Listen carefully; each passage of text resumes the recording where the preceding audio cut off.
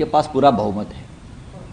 उसमें भारतीय जनता पार्टी के पास खुद के लगभग 140 विधायक हैं जो बहुमत से बहुत करीब है।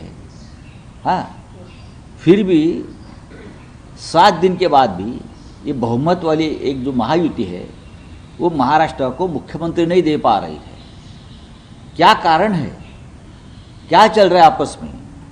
हम चाहते हैं कि अगर आपको बहुमत मिला है तो 24 घंटे में आपका मुख्यमंत्री तय होना चाहिए था, चाहे किसी भी पार्टी का हो, चाहे कोई भी हो। लेकिन मोदी और शाह जी को और उनके नेताओं को, पार्टी के मुख्यमंत्री तय करने में इतनी कठिनाई क्या है, यह हमारी जनता जानना चाहती है। एकनाथ शिंदे ने कल एक स्टेप बैक लेते हुए ये कहा कि मोदी शाह जो कहेंगे वो मंजूर है डिसीजन। और क्या कर सकते हैं? उनके सामने कौन सा विकल्प था, आप मुझे बता सकते हैं?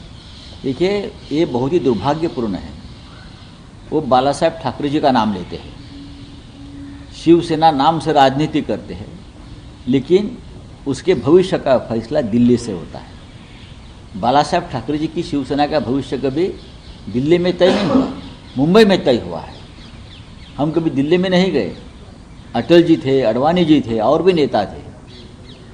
कभी हम दिल्ली में जाकर शिवसेना के बारे में फैसला कीजिए, ऐसे हम कभी उनके सामने गिड़गिड़ाए नहीं। जो निर्णय लेना था हमने ले, आज भी हम लेते हैं। जो उद्धव ठाकरे जी की लीडरशिप में शिवसेना है, हमारा निर्णय हम लेते हैं, हम दूसरे के ऊपर नहीं छोड़ते। सर एक प्रश्न सामने आ रही है कि कई एमएलए नाराज है और उनका ये मानना है कि अब शिवसेना को, आपकी शिवसेना को नहीं रहना चाहिए, एनडीए के साथ अलग हो जाना चाहिए। नहीं,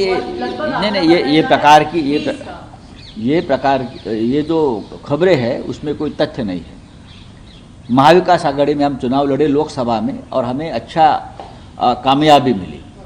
30 से भी ज़्यादा लोकसभा की सीटें जीतना ये बहुत बड़ी बात थी, और हम महाविकास आघाड़ी में लड़े।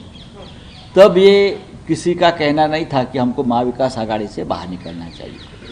विधानसभा के नतीजे आने के बाद ये किसी की व्यक्तिगत भूमिका हो सकती है, जो हार गए हैं या कुछ और बातें हैं, वो कह सकते हैं कि नहीं, हमको कुछ फ़ायदा नहीं हुआ है। लेकिन जिस तरह से ईवीएम का घोटाला सामने आ रहा है, जिस तरह से पैसों का इस्तेमाल हुआ है, तो उनकी जो हालत है वो सबकी बुरी हुई है। कांग्रेस को भी उसका धक्का बैठा है, एनसीपी को बैठा है, पवार साहब जैसे बड़े नेता को, हमको भी बैठा है। हम तीनों को मिलकर उस बारे में एक साथ बैठकर चर्चा करनी है। आगामी ज्या स्थानिक स्वराज्य संस्थांच्या निवडणुका बोलिए। आपने भी कहा कि बीएमसी की भी इलेक्शन आएंगे, उसके लिए अभी हालांकि बहुत समय है, लेकिन आप उसमें अभी विधानसभा और लोकसभा 5 साल के बाद आएगी। 5 साल है, बहुत समय है। सबसे पहले हमारे सामने मुंबई महानगर पालिका और मुंबई से लेकर 14 महानगर पालिका, पुणे है, नासिक है, नागपुर है, संभाजी नगर है, हाँ 14 महानगर पालिका, वो हमारे सामने बहुत बड़ा चैलेंज है। सबसे बड़ा चैलेंज मुंबई का है। हम उस बारे में सोच रहे हैं कि हमको मुंबई में लड़ना है अब, और किस प्रकार से लड़ना है।